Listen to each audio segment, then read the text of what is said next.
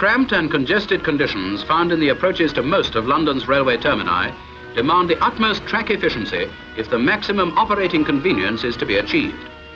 Design of junction work must also ensure long life for the track, with reduced maintenance of both track and rolling stock. To achieve these aims at St Pancras, the relaying programme for several years was combined and the whole of the approaches relayed during the summer of 1947. All the track work was manufactured by Messrs. Taylor Brothers of San Diego as a built-up and timbered layout. The material was delivered in components and prefabricated in sidings adjacent to the junction. No convenient yard was available where the work could be done, but by cooperation with the operating department, several coal lines were placed at the disposal of the engineers department.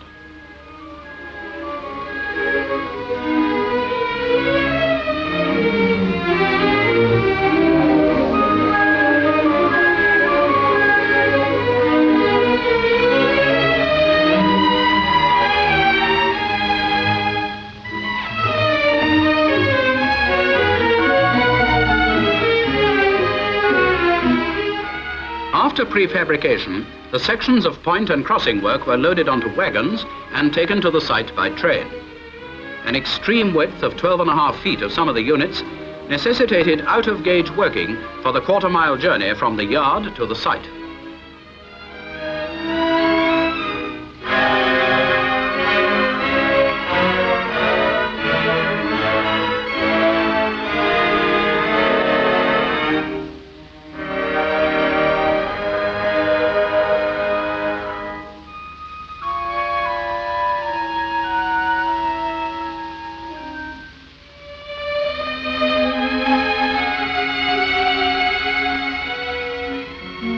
The work of removing spent ballast was done in advance of the actual relaying operations.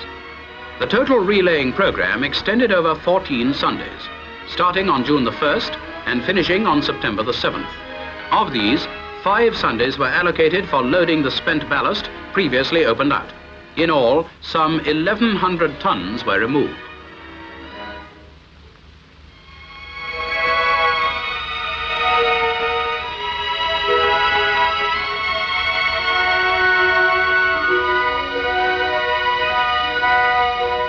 During the time ballast was being loaded, trains were able to run into and out of the station without interference.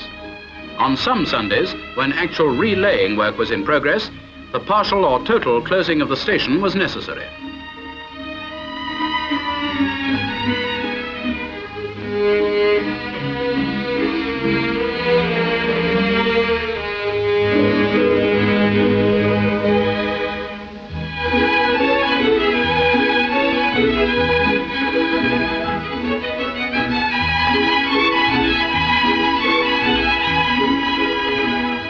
The actual work of relaying was carried out in 9 stages, and the same procedure was followed with each. Immediately occupation of the track was obtained by the engineers, the task of removing old material started.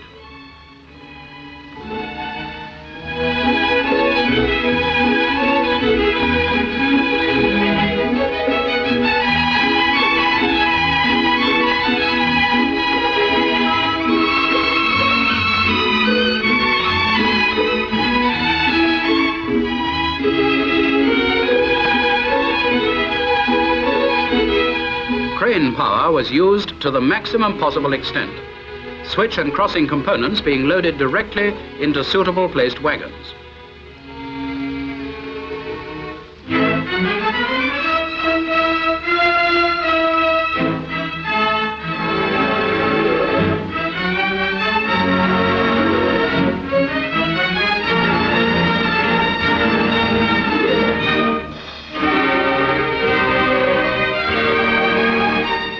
There was, of course, much work that had to be done by manual labor.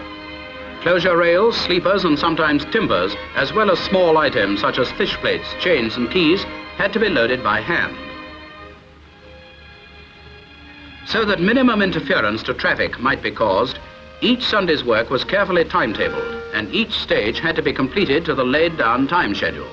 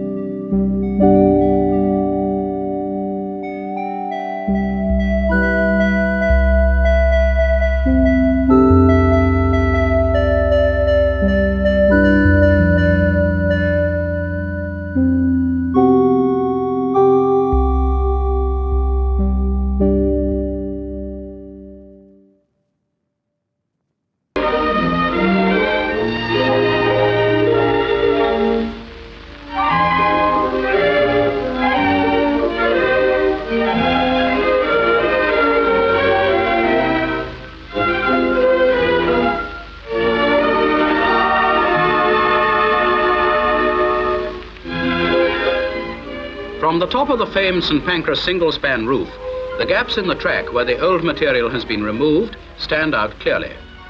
From 5 minutes past midnight on Sunday until 2 a.m. on Monday morning, all lines into and out of St. Pancras were blocked. Emergency operating arrangements of an elaborate nature were involved.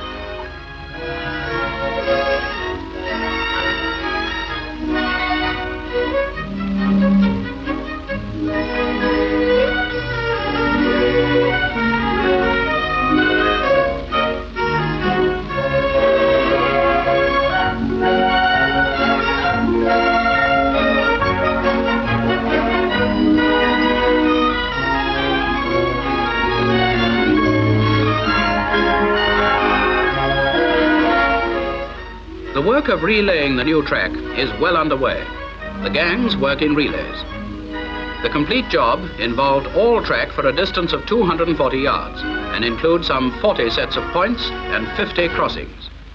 On this particular Sunday, the work comprised the renewal of 4 double slips and 1 lead with double trap points.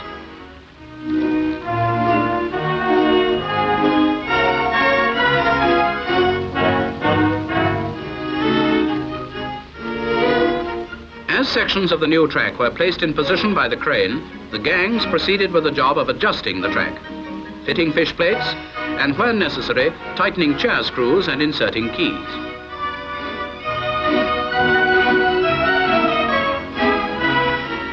Added complication to this relaying job was the fact that the track is supported on the brick arches of St. Pancras stables. The arches themselves were in need of repair, and a proportion of them were filled with rubble and grouted up. This work was carried out concurrently with the relaying.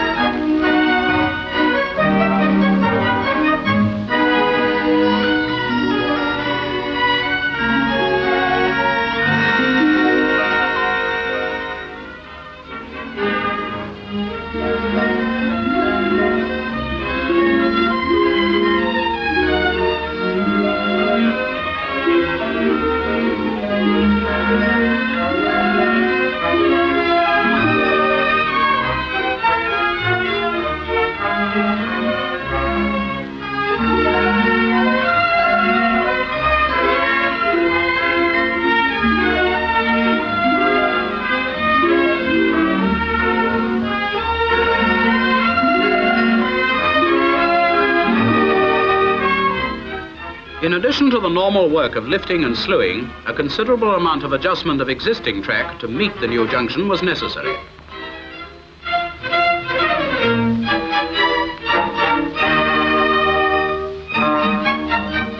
From the roof of St. Pancras, the progress made can readily be seen. The gaps in the track have almost gone, although there is still considerable activity and will be for some hours to come. Final adjustments must be made and the track got into fit condition to carry the traffic which must pass over it on the morrow.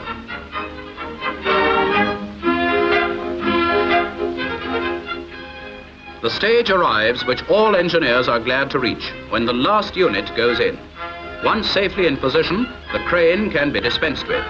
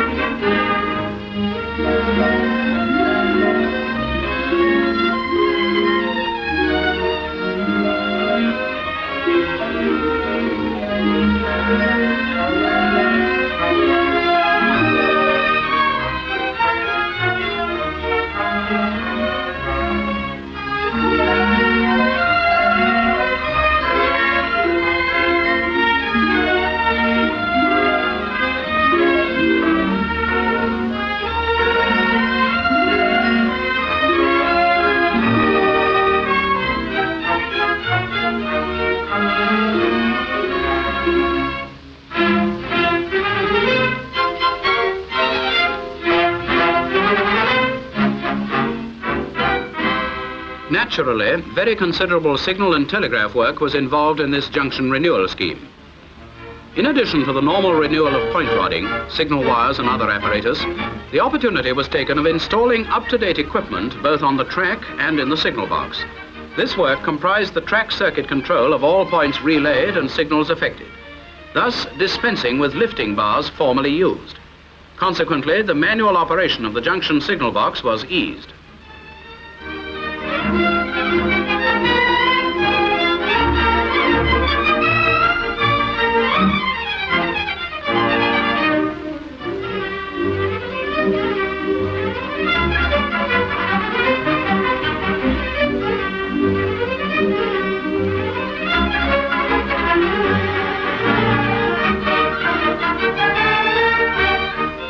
During the course of the relaying and signal modernization, no less than 87 electric lever locks have been installed in the signal box. Illuminated diagrams indicating whether the track is occupied or clear were also provided in the box.